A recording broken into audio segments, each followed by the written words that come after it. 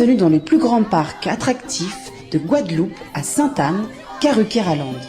Le parc Karucoco vous accueille pour des moments de détente, de sensations, de confort et de formidables moments conviviaux. Le parc de Karucoco, impasse des Sapotilles, route de Delair à Sainte-Anne. Karukéraland, c'est aussi Karucoco Lodge, des appartements d'exception à proximité du parc. Piscine, jacuzzi, jardin privatif, des espaces accueillants avec une décoration hors du commun. Des moments de détente uniques en Guadeloupe. Réservez dès maintenant votre séjour sans plus attendre. Hexagone, actualité. Nous sommes à la disposition, évidemment, de toutes les villes, même en dehors de la métropole, pour qu'on puisse échanger. Vous savez, quand on est élu, quel que soit le territoire, quelle que soit la zone géographique, je crois qu'on a envie pour notre pays qu'on évolue encore plus rapidement peut-être que les autres. Et l'objectif d'un élu, c'est de rendre heureux nos populations. Je suis persuadé que la logistique, qui n'est qu'un outil, doit permettre de rendre heureux vos centres-villes, de les améliorer et de faire que vos populations soient elles-mêmes plus heureuses. Merci beaucoup.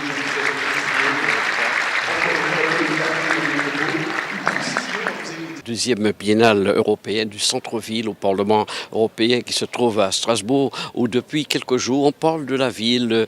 Beaucoup de thèmes, de nombreux thèmes ont été abordés, comme les centres-villes européens en plein mouvement, rebâtir la ville sur la ville, ou encore le rôle des commerçants et artisans dans la dynamique des centres-villes. Évidemment, ici, de nombreuses villes sont représentées, près de 25 villes européennes, 200 villes françaises, et puis au sein de ce grand moment qui se tient à Strasbourg, nous avons une délégation de la Guadeloupe, une délégation conduite par Isabelle Adonis de la structure Isanaja Consulting. Isabelle Adonis, merci d'être à notre micro. Alors, cette délégation, parlez-nous un peu des personnes qui vous ont accompagné ici à Strasbourg. Nous avons effectivement avec nous une délégation de la Martinique et de la Guadeloupe. Nous avons une EPCI de la Martinique, EPCI de la Guadeloupe, mais aussi des différentes mairies. Nous sommes là pour promouvoir l'excellence de nos territoires, pour profiter des échanges qu'il y a au niveau européen, ce qui nous a semblé pertinent et très instructif pour les deux côtés en fait. On a souvent tendance à croire que nous avons beaucoup à apprendre, mais nous avons aussi beaucoup à donner.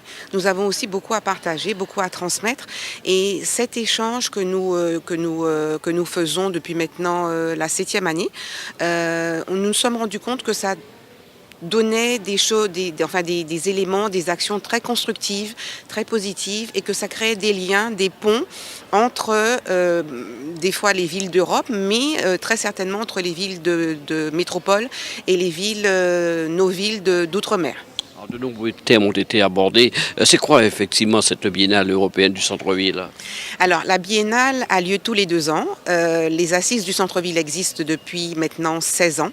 Et ils ont commencé il y a 4 ans. Ils ont initié la biennale. Malheureusement avec le Covid, elle n'a eu lieu qu'une fois. Donc là c'est la 2e biennale.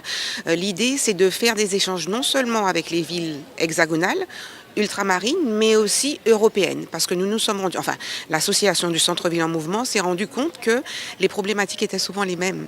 Comment faire revenir la population au sein du centre-ville, comment redonner vie au centre-ville, comment redynamiser, comment recréer de l'emploi, recréer de la vie, insérer la culture. Les thématiques sont énormes, vraiment énormes, et intéressent nos cœurs de ville et nos centres-villes. Ce sont des thèmes qui peuvent être adaptés dans les Outre-mer. Absolument, absolument. D'ailleurs, la preuve en est que nous avons une quinzaine de participants avec nous ici à Strasbourg. Et c'est vrai qu'Isanaja est dédié, comme vous le savez, à l'international. Nous faisons la promotion de nos entreprises et de nos institutions à l'international, mais il nous a semblé pertinent que là aussi, nous puissions être présents dans cette dynamique toujours de promouvoir nos actions qui sont faites en Outre-mer et de faire connaître ce que nous faisons chez nous pour que les gens puissent être intéressés à venir également aux Antilles. Et là, nous sommes en train de discuter sur une éventuelle réalisation des assises du centre-ville aux Antilles. Donc ça serait plutôt très bien. Alors beaucoup de thèmes ont été abordés, je le disais, depuis lundi. Il y a des thèmes qui vous ont marqué que vous vous êtes dit, voilà, tel sujet peut être appliqué pour le camp à Gourbert? C'est vrai que ce séminaire, enfin ce forum européen des centres-villes, ça m'a permis en tout cas de découvrir des écosystèmes complètement différents. Et on se rend compte que la politique internationale, la politique européenne peut avoir des applications locales. Et le point de convergence, la pierre angulaire, c'est vraiment l'innovation. L'innovation se joue dans les territoires, à l'échelle locale. Et donc certains territoires nous l'ont démontré. On a eu par exemple Pontevedra. On a eu également l'exemple de la Suède où la piste cyclable est revenue régulièrement. Alors c'est un forum qui a permis également de découvrir de nouveaux modes. On parle beaucoup de nouveaux modes de consommation, de production, mais on découvre également de nouveaux commerçants. Des commerçants qui veulent donner du sens à leur action et qui veulent que des actions concrètes pour du sens pour les citoyens. Alors des actions concrètes autour de l'économie circulaire, des circuits courts, etc. Et il y a un sujet que je n'avais pas, défriché, c'est vraiment la logistique du dernier kilomètre. Il y a l'exemple justement de la Poste, c'est le leader européen de la logistique du dernier kilomètre, où on optimise les transports, on optimise le service qui est rendu. Et j'ai trouvé cet exemple-là extrêmement éclairant pour toutes les démarches d'écologie industrielle que nous pouvons mettre en place sur le territoire. Un autre exemple, c'est par exemple sur les thématiques qui nous concernent, comment répondre à l'urgence climatique et rendre les territoires durables et désirables, tout en préservant nos seniors, nos enfants. Et on a eu des exemples très éclairants, très illustrants. Et enfin, moi, ce que j'ai envie de dire aussi, on a eu les témoignages de villes inspirantes, comme la Suède. Et pour conclure sur ce que ça nous a apporté, beaucoup d'outils, la PPE qu'on connaît déjà, mais appliqués avec un contexte réglementaire différent. Donc ça permet de voir que même quand le contexte réglementaire est lourd, on peut arriver à des résultats. Et également la ZFE, c'est la zone de faible émission. Et ce sont des outils qui sont utilisés pour rendre les villes attractives, durables, cyclables, etc.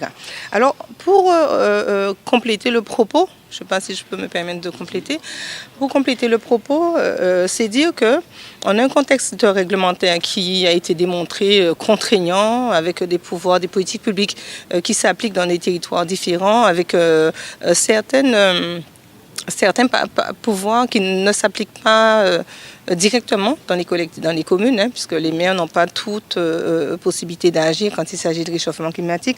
Et pour autant, on a l'État français, l'État membre français, avec la loi AGEC, Agir pour le climat, etc., et lutter contre les gaspillages. On se rend compte que ce sont des outils qui nous donnent des possibilités d'agir plus facilement sur nos latitudes.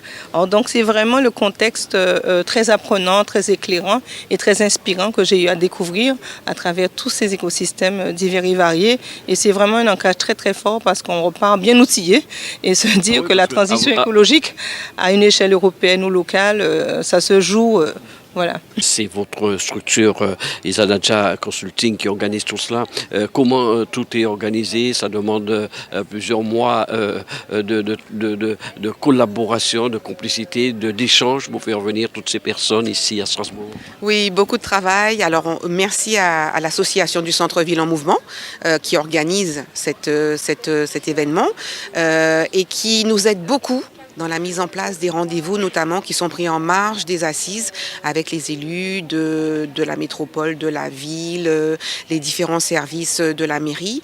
Et ils nous permettent d'être en relation avec justement l'animateur du centre-ville et de mettre en place toutes ces actions qui permettent après d'avoir un lien précis, direct et concret avec les personnes idoines qui pourront nous aider ou échanger avec nous, échanger avec eux, surtout sur des actions qui pourront être mises en place par la suite. Beaucoup d'idées que vous pourriez adapter sur la ville de Gourbert. Alors, la transition est toute trouvée parce qu'honnêtement, quand on parle de transition écologique dans nos territoires et singulièrement sur la ville de Gourbert, les exemples qui ont été démontrés en tout cas, qui nous ont été proposés, ce sont des projets que nous portons déjà sur Gourbert.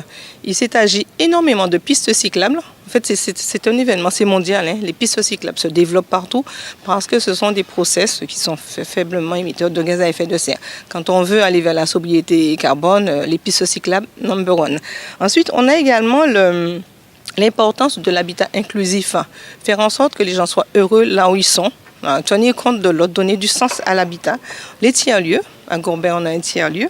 On a également les stratégies sur les bâtiments à énergie positive ou alors la transition énergétique sur les bâtis pour équiper les bâtiments publics. Mais à Gourbet, on est engagé dans cette stratégie. Et il y a un point très intéressant, je ne sais plus quel territoire qui a présenté la plantation d'arbres comme étant la pierre angulaire. Eh bien, nous aussi à Gourbet, on plante des arbres, on développe des jardins parce que ça fait tout de suite le lien avec... Vous avez pris un peu d'avance, là.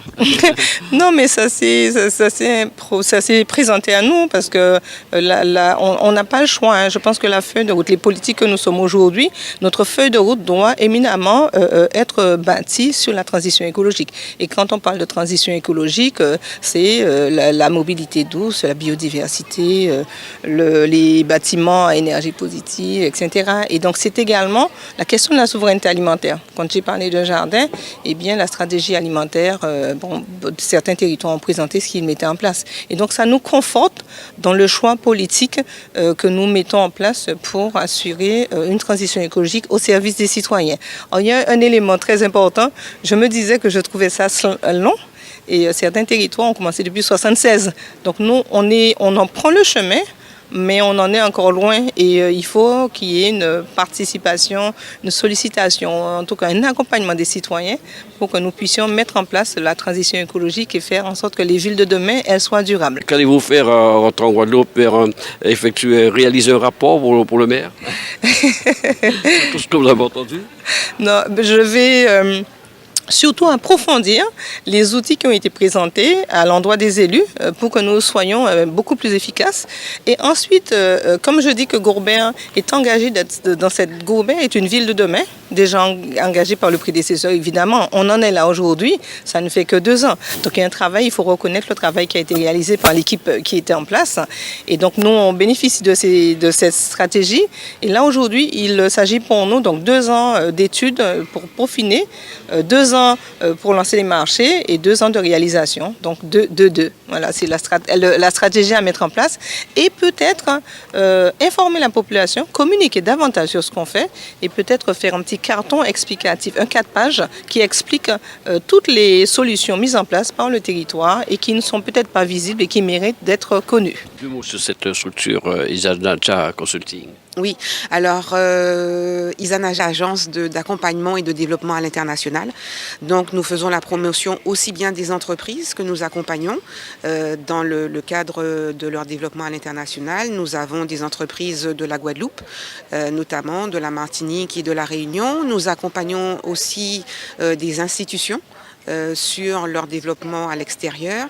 Et puis nous sommes aussi sur l'accompagnement sur des actions économiques. Donc soit que nous créons, comme la Caribbean Business Cruise que nous avons développée depuis 2019, qui permet aux chefs d'entreprise de tout horizon d'aller en prospection dans la Caraïbe. Nous avons les rendez-vous autour de l'économie bleue au mois d'octobre. Là encore, nous invitons tous les ultramarins, tous privés comme publics, à venir échanger sur la formation, l'emploi, le tourisme, tout ce qui concerne l'économie bleue à Saint-Malo. Et puis, bien sûr, tout ce qui permet de promouvoir notre excellence à l'extérieur. Dès qu'il faut promouvoir nos institutions, nos territoires, nous répondons présents. Outremernews.fr, le site de l'actualité Outre-mer, 24 heures sur 24 et 7 jours sur 7. Retrouvez la chaîne Outremer News sur YouTube. Outremernews.fr, le site de l'actualité Outre-mer, 24 heures sur 24 et 7 jours sur 7. Retrouvez la chaîne Outremer News sur YouTube.